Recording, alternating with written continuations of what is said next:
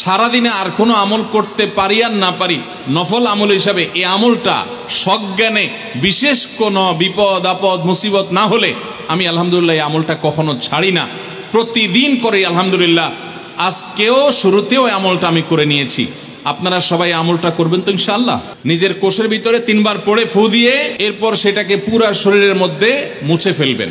যেখানে যেখানে হাত নেওয়া সম্ভব হয়, শরীরের যতটুকু জায়গায় হাত নেওয়া সম্ভব হয়, সামনে পেছনে চেষ্টা করে যতটুকু সম্ভব হয় ততটুকু মাসা করবেন, মুছবেন হাত দিয়ে। এর মাধ্যমে আল্লাহ তাআলা আপনাকে হেফাজত করবেন। এই আমলটা আমরা অনেকে জীবনে আজকে প্রথম শুনেছি, অনেকে হয়তো আগে থেকে জানি। আল্লাহ নবী সাল্লাল্লাহু আলাইহি সাল্লাম যে বলেছেন, সকালে পড়লে সারাদিন, সন্ধ্যা পড়লে সারা রাত, রাতে শোয়ার সময় পড়লে, বিশেষ করে রাতে মানুষ ঘুমন্ত অবস্থায় নানা রকমের ক্ষয়ক্ষতির আশঙ্কা থাকে। এই সব ধরনের ক্ষয়ক্ষতি থেকে আল্লাহর নিরাপত্তা এসে চলে আসে। আল্লাহ তার হেফাজতে জিম্মাদারি নিয়ে নেন, দায়িত্বশীল হয়ে যান। সব কিছু থেকে যথেষ্ট, সব কিছু থেকে আল্লাহ তাআলা তাকে নিরাপদ করে দেন। এই বিশ্বাস, এই ইয়াকিন নবী সাল্লাল্লাহু আলাইহি সাল্লামের কথার প্রতি আমাদের আছে না নাই? কোরআনে কারীমের এই শেষের 3টা সূরা এমন 3টা সূরা যে আমাদের প্রিয় নবী সাল্লাল্লাহু আলাইহি সাল্লাম সারা দিনে সবচাইতে বেশি সংখ্যক বার যেই সূরাগুলোকে ওয়াজিফা হিসাবে, আমল হিসাবে পড়ার নির্দেশ দিয়েছেন কোরআনে কারীমের, সেই সূরাগুলো হলো এই 3টা সূরা।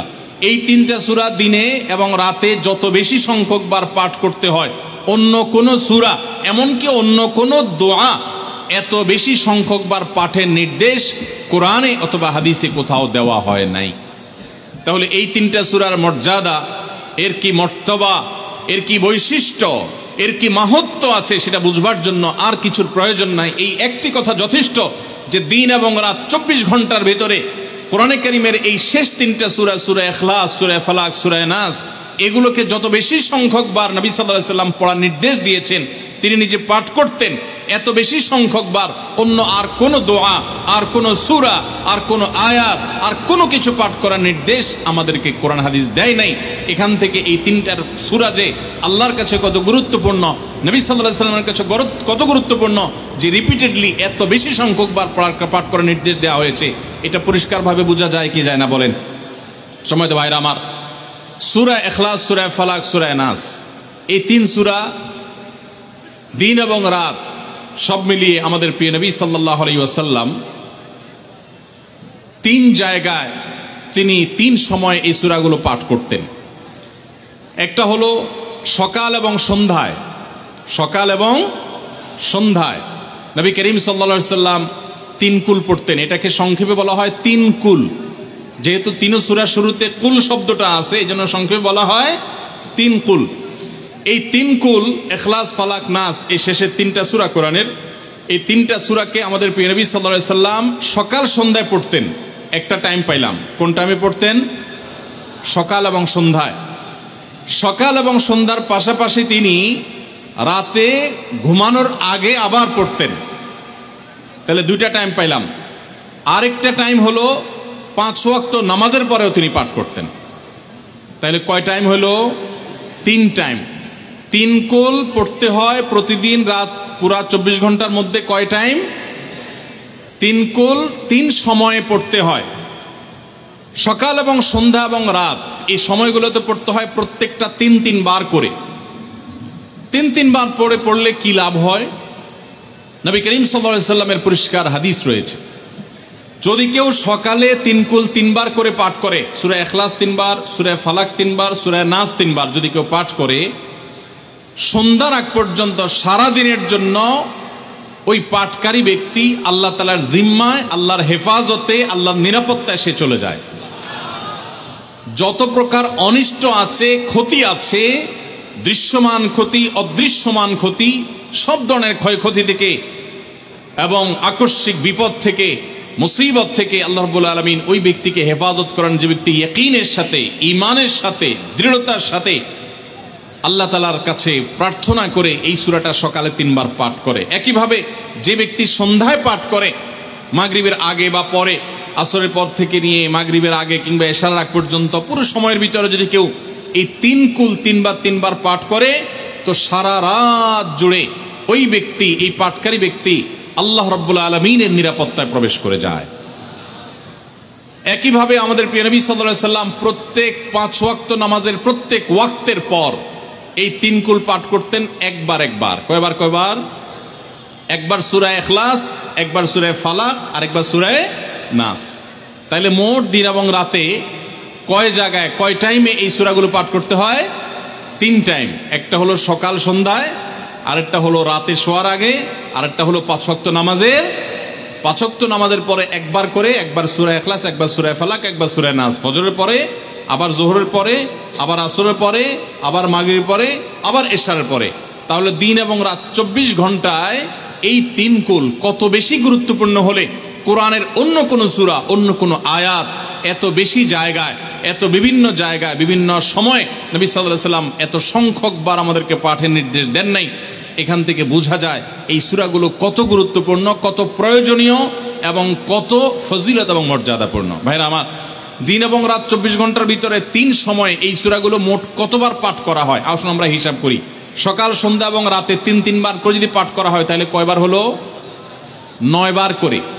সকালে 3 বার, সন্ধ্যায় 3 বার, রাতে 3 বার, তাহলে মোট কয়বার হলো? 9 বার। আর 5 ওয়াক্ত নামাজের পরে 5 বার, কয়বার হলো? 9 আর 5 কত? 14। সূরা ইখলাস দিনে কয়বার পড়তে হয়? কমপক্ষে 14 বার পাঠ করা সুন্নাহ। সূরা ফালাক দিনে 14 বার পাঠ করা সুন্নাহ। সূরা নাস দিনে 14 বার পাঠ করা, এটা সুন্নাত নবী সাল্লাল্লাহু আলাইহি সাল্লামের। এই আমলটা আমরা অনেকে জীবনে আজকে প্রথম শুনেছি, অনেকে হয়তো আগে থেকে জানি। আমি এই ফজিলত এবং মর্যাদার কথা যে বললাম, আল্লাহ নবী সাল্লাল্লাহু আলাইহি সাল্লাম যে বলেছেন সকালে পড়লে সারা দিন, সন্ধ্যা পড়লে সারা রাত, রাতে শোয়ার সময় পড়লে, বিশেষ করে রাতে মানুষ ঘুমন্ত অবস্থায় নানা রকমের ক্ষয়ক্ষতির আশঙ্কা থাকে। এই সব ধরনের ক্ষয়ক্ষতি থেকে আল্লাহর নিরাপত্তা এসে চলে আসে। আল্লাহ তার হেফাজতে জিম্মাদারি নিয়ে নেন, দায়িত্বশীল হয়ে যান। সব কিছু থেকে যথেষ্ট, সব কিছু থেকে আল্লাহ তাআলা তাকে নিরাপদ করে দেন। এই বিশ্বাস, এই ইয়াকিন নবী সাল্লাল্লাহু আলাইহি সাল্লামের কথার প্রতি আমাদের আছে না নাই? তাহলে এই সূরাগুলো আমরা আজ থেকে আমল করব তো ইনশাআল্লাহ। এই 3 কুল সকাল সন্ধ্যায় এবং রাতে ঘুমানোর আগে এটা পাঠ করার একটা বিশেষ পদ্ধতি আছে। সেটা হলো নবী করিম সাল্লাল্লাহু আলাইহি সাল্লাম শিক্ষা দিয়েছেন এই 3 কুল। সূরা ইখলাস 3 বার পড়বেন, সূরা ফালাক 3 বার পড়বেন, সূরা নাস 3 বার পড়বেন। পড়ে 2 হাতকে এরকম কোষ করবেন, এভাবে কোষ করবেন। কোষ করে এই কোষের মধ্যে ফু দিবেন। নিজের কোষের ভিতরে 3 বার পড়ে ফু দিয়ে এরপর সেটাকে পুরো শরীরের মধ্যে মুছে ফেলবেন।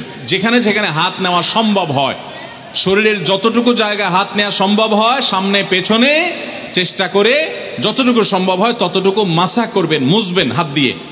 এর মাধ্যমে আল্লাহ তাআলা আপনাকে হেফাজত করবেন। ছোট ছোট বাচ্চা যারা আছে, দুধের শিশু, 2 বছর, 4 বছর, 6 বছর, যারা পড়তে পারে না এখনো বা মুখস্থ নাই, সে বাচ্চাদেরকে মা বাবা বা তাদের কাছের কোনো লোকজন তারা পড়ে 3 বার ফু দিবেন। আবার 3 বার পড়ে নিজের ছেলে মেয়ের সবার শরীরে ফু দিয়েন না, প্রত্যেকের জন্য 3 বার। আপনারটা আপনি করবেন, বাচ্চাকে করে দিবেন। এই আমলগুলো আল্লাহ তাআলা আমাকে যেদিন জানার তৌফিক দিয়েছে, আপনাদের উৎসাহের জন্য বলি, সারাদিনে আর কোনো আমল করতে পারি আর না পারি, নফল আমল হিসাবে এই আমলটা সজ্ঞানে, বিশেষ কোনো বিপদ আপদ মুসিবত না হলে আমি আলহামদুলিল্লাহ এই আমলটা কখনো ছাড়ি না, প্রতিদিন করি আলহামদুলিল্লাহ। আজকেও শুরুতেও আমলটা আমি করে নিয়েছি। আপনারা সবাই আমলটা করবেন তো ইনশাআল্লাহ? কে কে নিয়ত করছেন আজ থেকে 3 কুল এই 3 টাইম জীবনে কখনো ছাড়বেন না? একটু দাঁড়ায় হাতটা তুলে আল্লাহকে দেখাই দেন। সবাই নিয়ত করছেন তো? আল্লাহ আমাদের সবার হাতগুলোকে কবুল আর মঞ্জুর করে নিন। আল্লাহ তাআলা আমাদের সকল ক্ষয়ক্ষতি থেকে হেফাজতের জন্য আল্লাহ একাই যথেষ্ট হয়ে যান। ভাইরা আমার, তাহলে 3 কুলের আমলটা করবো তো ইনশাআল্লাহ? 3 কুল সম্পর্কে আরো অনেক কথা বলার আছে। এই 3 কুলের ফজিলত এবং মর্যাদা নিয়ে আরো বহু কথা শোনাবার আছে, কিন্তু আমি শুধুমাত্র এটুকু যথেষ্ট মনে করি আমলের জন্য। আমরা এটাকে আমল করব। আমাদের সারা দিনে সারা রাতে কত রকমের বিপদ আপদের ভয় থাকে, আশঙ্কা থাকে। আপনি যদি কোনো এলাকার কোনো প্রভাবশালী ব্যক্তির সাথে আপনার পরিচয় থাকে, আর ওই ব্যক্তি যদি বলে তোমার কোনো সুবিধা অসুবিধা যেন না হয়, এই এলাকায় প্রবেশ করলে আমাকে একটা SMS করে রাখবা। ওই এলাকার থানা পর্যায়ে হলো ওসি সাহেব, জেলা পর্যায়ে হলো SP সাহেব, DC সাহেবের সাথে আপনার খুব হট লিঙ্ক, খুব ভালো সম্পর্ক, তিনি আপনাকে ভালো জানেন। আপনাকে বলে দিয়েছে তুমি সেখানে গেলে তুমি আমাকে শুধু SMS করবা। আপনি SMS করেছেন, তিনি রিপ্লাইতে বলেছেন ঠিক আছে তুমি এলাকায় ঢুকছো, আমি দেখতেছি, অসুবিধা নেই। ওই এলাকায় আপনাকে কেউ ডিস্টার্ব করলে, কেউ আপনার ক্ষতি করতে চাইলে, কোনো অসুবিধা করতে চাইলে আপনার কোনো ভয় হবে? কারণ প্রশাসনের ব্যক্তিরা আপনাকে অভয় দিয়েছেন, তারা আপনার সাথে আছেন, তদারকি করছেন, আপনি নির্ভয় ফিল করবেন। প্রশাসনের ভাইদের হাতে সব কিছু নাই, সব কিছু আছে। তারা চাইলে সব ক্ষতি থেকে আপনাকে বাঁচাতে পারবেন না। হ্যাঁ, তারা চেষ্টা করবেন, এটা ঠিক। এইটুকুর কারণে যদি আপনার এত আস্থা তৈরি হয়, তো আরশে আজিমের মালিক স্বয়ং আহকামুল হাকিমিন আল্লাহ রাব্বুল আলামিন, যার হাতে মানুষের জীবন, যার হাতে মানুষের মৃত্যু, যার হাতে মানুষের সকল লাভ, সকল ক্ষতি, সকল কল্যাণ, সকল অকল্যাণ, সেই আরশের মালিক বলছেন, তুমি সকাল এবং সন্ধ্যা, রাতে শোয়ার সময় এই 3 কুলের আমল যদি তুমি করো, তো আল্লাহ রাব্বুল আলামিন স্বয়ং তোমার সব কিছু থেকে তোমার জন্য যথেষ্ট হয়ে যাবে। তোমার আর কোনো কিছুর প্রয়োজন হবে না। আল্লাহর কথার প্রতি যদি ইয়াকিন থাকে, নবী সাল্লাল্লাহু আলাইহি ওয়াসাল্লামের হাদিসের প্রতি যে বিশ্বাস থাকে যদি, তাহলে ইনশাআল্লাহ আজ থেকে আমরা কেউ, আমার পর্দা আলের মা বোনরা যারা শুনছেন, আমরা যারা শুনছি, আমরা কেউ এই আমলটা ছাড়বো না ইনশাআল্লাহ। সবাই আমল করবো তো ইনশাআল্লাহ। তাহলে 3 কুল 3 টাইমে দিনে মোট 14 বার এটা আমরা পড়বো। এখন পড়ার ক্ষেত্রে আবার একটা সমস্যা হলো, এই টাইপের আমলগুলো আমরা পড়ি খুব তাড়াহুড়া করে। যেমন সুবহানাল্লাহ 33 বার, আলহামদুলিল্লাহ 33 বার, 5 ওয়াক্ত নামাজের পরে আল্লাহু আকবার আছে না নাই? এগুলো সাধারণত কিভাবে পড়ে মানুষ বলেন? আমরা তো সবাই এ রোগের রোগী। কিভাবে পড়ি আমরা বলেন? সুবহানাল্লাহ সুবহানাল্লাহ সুবহানাল্লাহ সুবহানাল্লাহ সুবহানাল্লাহ সুবহানাল্লাহ সুবহানাল্লাহ। আমি যদি এখন মেজো ভাইকে বলি, ভাই আল্লাহ আপনার ভালো রাখুক, ওয়ালাইকুম আসসালাম ভাই, কি হয়েছেন? আমি যদি তাড়াহুড়া করে কথা বলবো, উনি বলবে লোকটার কি মাথা কোনো সমস্যা হলো কিনা। কারণ আমি একটা মানুষের সাথে যখন কথা বলবো, এমনকি ওনার প্রশংসা, সুবহানাল্লাহ মানে আল্লাহর পবিত্রতা বর্ণনা করা, এটা আলহামদুলিল্লাহ মানে আল্লাহর প্রশংসা করা। তো আপনি আল্লাহর প্রশংসা, আল্লাহর গুণকীর্তন করতে গিয়ে যদি বলেন যে উনি খুব ভালো মানুষ, উনি এটা করে, উনি সেটা করে, আমি তাড়াহুড়া করে বলবো যে কি ব্যাপার ভাই, আপনারা কেউ দৌড়ায় নাকি?